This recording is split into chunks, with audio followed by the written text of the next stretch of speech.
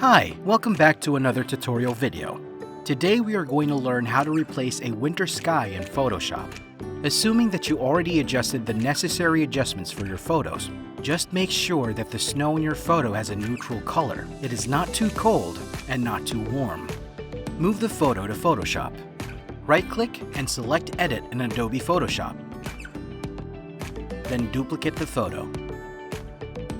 Then go to the Channel tab and duplicate the blue channel. This will help us process the sky replacement. Then adjust the level by pressing Ctrl L on your keyboard. Move the slider to adjust its level. Make the non-sky area black. I use a dodge brush to lighten the sky for easy selection. Click this to load the channel as a selection. Hold Alt while clicking masking. A winter sky has a lighter shade of blue compared to a normal blue sky, so choose a sky that's less vibrant with wispy or less clouds. Import the chosen sky and place it under the duplicate layer. Adjust its position.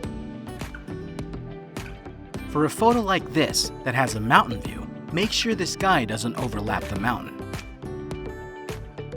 If it does, just mask it out.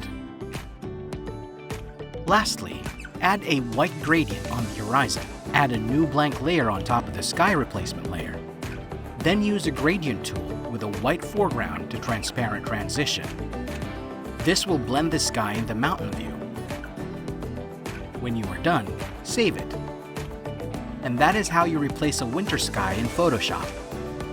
Thank you for watching. I hope you find this video helpful. I'll see you guys in the next one.